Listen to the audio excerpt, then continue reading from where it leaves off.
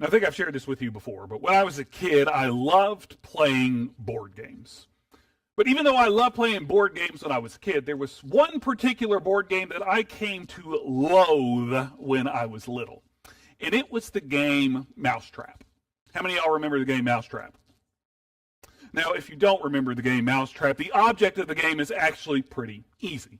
The object of the game of Mousetrap is to move your little mouse around the board and to gather as many pieces of cheese as you possibly can without getting caught in the mousetrap.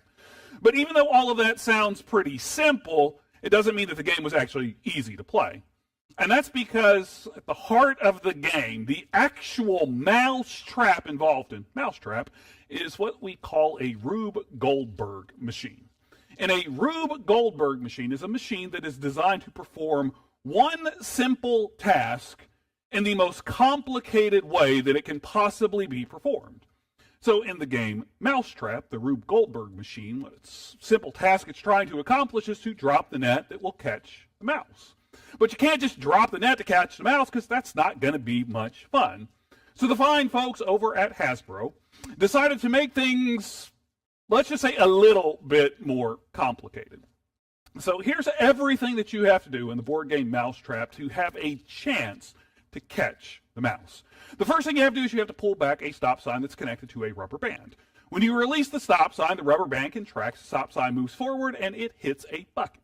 It knocks the bucket over, and then a little ball bearing that is inside of that bucket goes rolling out down a chute. The chute leads into a tube, and when the ball makes it to the end of the tube, it falls into another bucket. This bucket is attached to the end of a broom handle, and the weight of that ball, when it hits the bucket, is supposed to be heavy enough to release that broom from being held in place by a wrench. When the broom is released, it starts swinging up, carrying the bucket with it. When the bucket gets to the top of the arc of the broom, the ball falls back out of that bucket. It goes down another chute that leads into another tube that drops into a bathtub.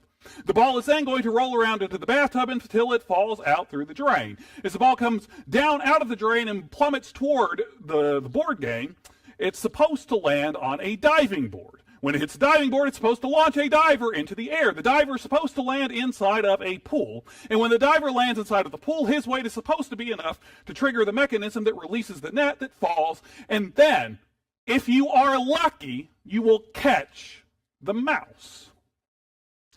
And all of that sounds cool, right? I mean, that's why I really wanted this game when I was a kid. I wanted to be able to pull back the stop sign that would hit the bucket, that would hit the boot, that would knock over the bucket, that would send the ball rolling down until it landed in another bucket that got launched up into the air where it landed in another chute and rolled down into a bathtub and fell out, hit the diving board, launched the diver into the air, landed inside of the pool, and released the net. That sounded awesome when I was a kid. The problem is it never worked. I mean, there were at least a dozen things that could go wrong every time you tried to deploy the mousetrap. And whenever I played this game when I was little, one of those things always went wrong. So I came to absolutely loathe this game because it was just so complicated.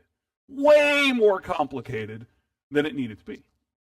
But now that I've spent the first couple of minutes of this sermon venting one of my childhood frustrations, let me explain to you what the game Mousetrap has to do with what we're talking about at Melbourne Heights today. And today we are starting into a new series where we're going to be exploring the book of Revelation together. And I have a feeling that a lot of us feel the same way about the book of Revelation today that I felt about Mousetrap when I was a kid. For a lot of us, the book of Revelation seems so complicated that we end up frustrated whenever we read it. It does. For a lot of us, when we are trying to read through the book of Revelation, it gets so complicated with all of the details and all of the symbols and all of the things included in it that we just end up feeling frustrated whenever we're trying to read it because we can't make sense out of everything that's going on. So over the next couple of weeks, what I want to try to do is to simplify what the book of Revelation is all about. But to do that, we've got to get past the boots and the buckets and the brooms and the bathtubs so that we can really see the message that John has for us as he writes this book. And the best way for us to start moving past all of the things that can distract us in this book is to just read some of Revelation together. So if you've got a Bible close by or you've got a Bible app on your phone, I'd encourage you to go ahead and open it to Revelation chapter 1. Revelation chapter 1. This is the point in the sermon where I usually spend a couple of minutes telling you a little bit more about the book that we're going to be reading, or I'll tell you more about the person who wrote the book. But we're going to get all into more of that as we progress through the sermon series. So what I want to do today is I just want to jump right in to the book of Revelation and read some of what John writes. So with that in mind, let's take a look at Revelation chapter 1. We're going to start reading in verse 9. Here's what it says.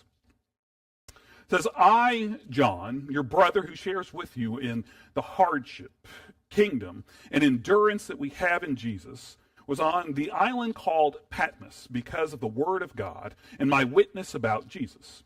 I was in a spirit-inspired trance on the Lord's day, and I heard behind me a loud voice that sounded like a trumpet. It said, write down on a scroll whatever you see and send it to the 7 churches, to Ephesus, Smyrna, Pergamum, Thyatira, Sardis, Philadelphia, and Laodicea.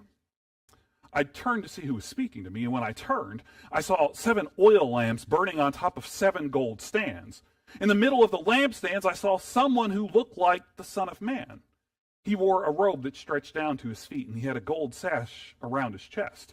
His head and hair were white as white wool, like snow, and his eyes were like a fiery flame. His feet were like fine brass that has been purified in a furnace, and his voice sounded like rushing water. He held 7 stars in his right hand, and from his mouth came a sharp 2-edged sword. His appearance was like the sun shining with all its power. When I saw him, I fell at his feet like a dead man. But he put his right hand on me and he said, don't be afraid. I'm the first and the last and the living one. I was dead, but look, now I'm alive forever and always. I have the keys of death and the grave. So write down what you have seen, both the scene now before you and the things that are about to be, or that are about to unfold after this. As for the mystery of the 7 stars that you saw in my right hand and the 7 gold lampstands, here is what they mean. The 7 stars are the angels of the 7 churches, and the 7 lampstands are the 7 churches. Now let's pause right here for a few minutes, because there's a whole lot going on in those verses that we just read, isn't there? There is a whole lot that's going on in those verses that we just read, and it can start to feel a little bit overwhelming when you're trying to take it all in. I mean, let's just take a minute and talk about the way that this passage describes Jesus for us. Because there's a lot that's going on just in the description of Jesus in this passage. So in verse 13, John tells us that he sees someone who looks like the Son of Man. It's exactly what he says. He sees someone who looks like the Son of Man, and the Son of Man is the most common way that Jesus refers to himself in the Gospels. So John tells us that he sees someone who looks like the Son of Man. He sees someone who looks like Jesus.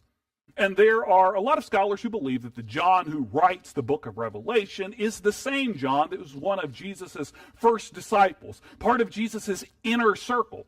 So John would have known what Jesus looked like, right? He spent years of his life following him around, so he would know what Jesus looks like. But the Jesus that he sees in this vision that he receives must not look quite like the Jesus that he remembers. Because John then goes on to describe to us what the Jesus that he sees like in this vision looks like. And he tells us things like this Jesus that he sees is wearing a long robe that stretches all the way down to his feet. He tells us that this Jesus that he sees has a gold sash going across his chest. He tells us that this Jesus has hair that is white as snow and that his eyes look like fiery flames. He tells us that his feet are like polished brass and that when he speaks, his voice sounds like rushing water. So when I hear John's description of what Jesus looks like in the book of Revelation, I can't help think, but Jesus must have looked like some combination of Gandalf the White from Lord of the Rings and Raiden from the Mortal Kombat games. But when I think that, I also remind myself that's not really the point that's going on here. It's also not the point that I'm trying to make. The point here is that there is a whole lot going on just in the way that John describes Jesus in this passage. There are a whole lot of details just in the way that John tries to describe Jesus in the few verses that we read This doesn't even begin to factor in all the details and symbols that you read and find throughout the book of Revelation. And when we start seeing all of these things, our natural inclination as people is to try to figure out what they all mean. We try to figure out what all of these signs and symbols and details mean for us. And all of them do have meaning, because John is writing the book of Revelation using symbolic language. But what we need to understand is why John using this symbolic language. And John's using this symbolic language because he tells us in verse 9. John has been exiled. He's been imprisoned on an island called Patmos. So he is a prisoner on Patmos. And what that means is that when John sits down and he starts writing out anything, the prison guards are going to read what he writes before it's allowed to leave the island. And a lot of what John is doing in this book, if he just came flat out and wrote it out in a way that all of us could instantly understand, would be very critical of the Roman Empire. The same Roman Empire that had him imprisoned on the island of Patmos. So John has to write in symbolic language to disguise what he's saying from these Roman guards who are going to read his mail, so that they'll let the mail go out so that John can share this vision that he has received. But the symbolic language that John uses throughout the book of Revelation would have been symbols that the people that he was sending this letter to originally would have understood. Because that's what symbols are used for. Symbols are a way that we are able to easily communicate information, usually pretty complex and deep, meaningful information, in a pretty straightforward and shorthand way. And I can give you an example that I think illustrates really well what I'm talking about here. We got a picture that we're going to put up on the screen right now. Y'all know what that is. That's the American flag. And the American flag is a symbol of the United States of America. And there is a whole lot of deep meaning that is ingrained into the American flag. A lot of things that compose the symbol. Like when you look at that flag, you know that there are 13 stripes on the American flag, right? And those 13 stripes represent the 13 original colonies. There are also 50 stars on the American flag, and those 50 stars represent the 50 states that have composed the United States of America since 1959. In addition to that, you can also see the colors that are on the flag. You have the color red on the flag, and the color red symbolizes hardiness and valor. You have the color white on the American flag, and white is a symbol of purity and innocence. You also have the color blue on the American flag, and the color blue is meant to represent vigilance and perseverance and justice. Now, you may not have known all of those things about the American flag. You may not have known what all of those things symbolize, but you knew some of them. So just by putting this picture up on the screen so that you can see it, you understand what the American flag symbolizes.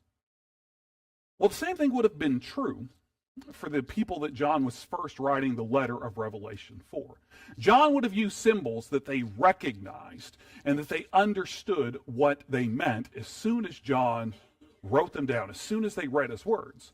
So when John is describing Jesus in this passage, and John tells us that Jesus is wearing this long robe that stretches all the way down to his feet, the first people to have read this book would have understood that that long flowing robe is a symbol of the priesthood. It was a symbol that this is someone who is a priest. And when John tells us that Jesus was wearing this gold sash across his chest, the first people who would have read the book would have known that gold was a symbol of royalty. So he's telling us that Jesus is a religious and political leader. You know, he's got this power. And as he goes on and he tells us that Jesus has this hair that is white as snow. White is a symbol of purity and wisdom. And then he tells us that Jesus has these feet that look like brass, which, I mean, if you're paying attention to everything that John writes, that alone is contradictory, because Jesus has this robe that goes down all the way to his feet. So how could he see what Jesus' feet look like? This is symbolic language, but when he tells us that Jesus has these feet that look like polished brass, that polished brass would have been a symbol of strength and power. So everything that John uses as a way of describing Jesus in these verses that we've read in Revelation chapter 1, all of these things have meaning, but they're not the point that John is trying to make here. All of these symbols, all of these details, whether we find them in Revelation chapter 1 or throughout the rest of the book of Revelation, these details, these symbols aren't the point of the book. They're not the point that John is trying to make at all. So it might help to think of all of these symbols, all of these details as being like the boot and the buckets and the broom and the bathtub and the game of mousetrap. All of those things are part of the game of mousetrap, but they're not the object of the game. The object of the game is to move your little mouse around the board and to get as many little cheese slices as you possibly can. That's what it's all about. But the boot and the bucket and the broom and the bathtub, all that those do is make it a little bit harder to achieve your objective. Well, when we're reading the book of Revelation, all of these signs and all of these details, they are part of the book of Revelation, but they're not the point of the book of Revelation. And what they can end up doing is they can end up distracting us from what John really wants us to understand. So we want to try to understand the point that John really is making, not only in this passage, but throughout the rest of the book as we work our way through this sermon series. But today I especially want to make sure that you get the point that John is trying to make in Revelation chapter 1. And the best way to do that is to go back and reread that passage that we just read, but take it one section at a time so that we can really see what John is trying to tell us. So let's go back to Revelation chapter 1, verse 9. We'll start reading this section by section. So in verse 9, John writes, I, John, your brother, who shares with you in the hardship, kingdom, and endurance that we have in Jesus, was on the island called Patmos, because of the word of God and my witness about Jesus. All right, so in this verse, what John is telling us is what I mentioned a little bit earlier. He has been exiled to an island called Patmos, and he is on Patmos in prison there because he has been sharing the good news of Jesus. And that's got him in trouble with the Roman Empire. Then, as we continue reading in verse 10, John's going to tell us a little bit more. In verse 10, John says, I was in a spirit-inspired trance on the Lord's day, and I heard behind me a loud voice that sounded like a trumpet. It said, write down on a scroll whatever you see, and send it to the 7 churches, to Ephesus, Smyrna, Pergamum, Thyatira, Sardis, Philadelphia, and Laodicea. All right, so here in verse 10 is where John's actual revelation begins. But I want you to notice here that John doesn't just receive this revelation for the sake of having a revelation. He doesn't receive this vision just for the sake of having a vision. No, he receives this revelation for a reason. And the reason why he receives this revelation is so that he can write it down and share what he sees, to share his revelation with these 7 churches. All right, so here's what we know through these first couple of verses. We know that John has been exiled for sharing the good news of Jesus, and that while he is in exile, he receives this vision. And the point of receiving this vision is so that he can share what he sees with these 7 churches. And then as we pick back up in verse 12, we're going to get another important detail that helps us understand the meaning of this passage. So going back to Revelation chapter 1, verse 12, this is what we read. He writes, I, and that I is John, turned to see who was speaking to me. And when I turned, I saw 7 oil lamps burning on top of 7 golden stands. In the middle of the lampstands, I saw someone who looked like the Son of Man. So in these verses, John tells us who it is that has given him this revelation. This revelation comes to John from Jesus.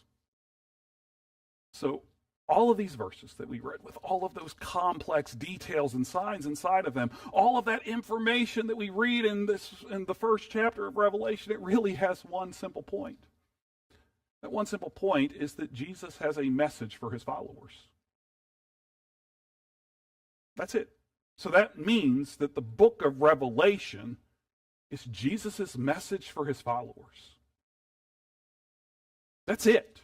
The book of Revelation is Jesus' message for his followers. It really is that simple when you can get past all the signs and symbols and everything else that pulls our attention away.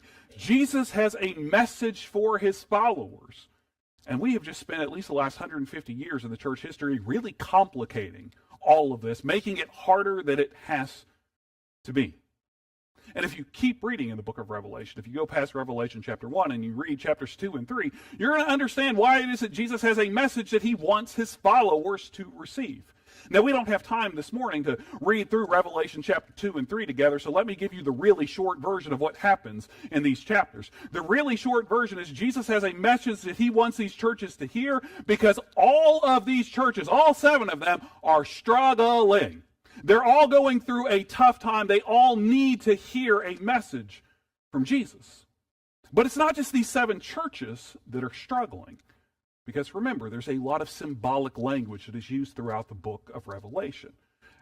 And these 7 churches that John is writing about play on a really important symbol in this book. That is the number 7. The number 7 is a really important symbol here, because that number represents wholeness. It represents completeness. Think about the 7 days of creation, where all of the heavens and all of the earth were created in 7 days. It was whole. It was complete. So when John says that he receives this vision that he's supposed to pass on to these 7 churches, he's not literally talking about these 7 and only these 7 churches. No, John is saying that this is a revelation that he has received for all churches, for all followers of Jesus, past, present, and future. And this is a message John has received for all Christians, whether that's in the past or the present or the future, because there are going to be times when every one of us are just like those 7 churches, and we are struggling too. So I want you to think about what that means for just a minute. I want you to think about what that means. This message that Jesus is going to share throughout the book of Revelation, and we're going to dig deeper into the rest of this message throughout the series. But this is a message that Jesus wanted all of his followers to hear. This is a message that Jesus wanted his followers to hear 2,000 years ago, during the height of the Roman Empire. It's a message that Jesus wanted his followers to hear 600 years ago, when the Protestant Reformation was just getting started. And it's a message that Jesus wants his followers to hear today. And this message that Jesus wants all of us to hear is a message that every one of us needs to hear. This was a message that Jesus' followers needed to hear 2,000 years ago, during the height of the Roman Empire. It's a message that Jesus' followers needed to hear 600 years ago, when the Protestant Reformation was just getting started. It's a message that we need to hear today. And let me talk with you a minute about why I think we need to hear this message today. Let me talk with you a minute about why I wanted to preach this series on the book of Revelation now. And the reason why I think it's important for us to step back and talk about what the book of Revelation is about right now is because over the last couple of months, every time that there has been any sort of disaster or crisis that has happened anywhere around the world, it seems like I've been seeing more and more people on social media asking the question. Whenever these disasters happen, whenever a crisis occurs, they're asking, is this the end of the world? So when you have the earthquake that happened off the coast of Russia this past week, and we get tsunami warnings that are issued for the western coast of the United States as well as the Hawaiian Islands, there are people who start asking, are these the birth pangs that the Bible talks about that show the end of the world is coming? Or when you think about the ongoing political and military unrest in places like Ukraine, as their conflict continues to go on between Ukraine and Russia, or as you think about what's happening in Palestine between the Palestinians and the people of Israel, you have people who start wondering, is this what the book of Revelation has been talking about? But that's not what Revelation is about. Because unfortunately, there are a whole lot of people that whenever we see crises that are happening in the world around us, whenever we see these disasters happen, they want to open up their Bible and turn to the book of Revelation and try to treat it like it's some kind of roadmap that they're going to be able to use to guide them through the apocalypse. Well, one, that's a bad understanding of what the word apocalypse actually means. The apocalypse doesn't mean end of the world. It actually means unveiling. But there are people who want to treat Revelation like they're going to be able to use it to guide them through the end of the world. But that's not what the book of Revelation is about. So here's what I want you to really understand today. Here's what I want you to really get. If you hear nothing else from me today, what the book of Revelation is, this is a promise for the future. It's not a prediction about the future. The book of Revelation is a promise for the future. It's not a prediction about the future. All right, so reading the book of Revelation is not going to help you understand when the world's going to end, because that's not the point of the book. Reading the book of Revelation, you're not going to be able to figure out, who's the dragon in the world around us today, or all those kind of things. That's not what the book of Revelation is about. It's not a prediction about the future. It's a promise for the future. And that's the message that Jesus has for us throughout this book. Jesus is giving us this promise for the future. And as we make our way through the series, we're going to see what this promise for the future is. We're going to add to it a little bit each week, because that's what John does, is this revelation unfolds. So yes, I want to encourage you to come back or tune in on Sunday morning so that you can understand what the message is that Jesus wants all of us as his followers to hear. But for today, start by realizing that the point of the book of Revelation isn't all of the signs and symbols that you see. You don't need a secret decoder ring to be able to appreciate what this book is all about. What the book of Revelation is about is it's telling us that Jesus has a message that he wants us to hear. And if this message is important enough for Jesus to want to share it with us, then it's important enough for us to want to listen to it. So let us open our hearts, let us open our minds, let us open our ears, and hear the words Jesus wants us to receive. Because just like those 7 churches, there are going to be times when you're struggling, and these words are meant to help you when those struggles come. Let's pray together. God, as we come to you in this time of prayer, you know that when we sit down and we open our Bibles and we start reading the book of Revelation, that this is a book that can be overwhelming and intimidating for us. There's just so many details and so many signs and so many symbols inside of this book that it can make our brains feel a little bit scrambled sometimes as we try to figure out what everything represents and what it means. But God, when we strip all of those distractions away and we focus on the core of what this book is about, it's a message that Jesus wants us to receive. And it's a message that Jesus has wanted all of his followers, whether they were walking this earth 2,000 years ago or will walk this earth 2,000 years from now. It's a message we need to hear. Because God, all of us are going to struggle. All of us are going to go through difficult times. And we need to know that you're with us, that you're going to help us, and that we will make it through. So God, let us receive the message that Jesus shares with us in the book of Revelation with new ears. And let us stop being intimidated by all the details that play out in this book, and instead embrace the message that Jesus has for us all. We pray this in his name. Amen.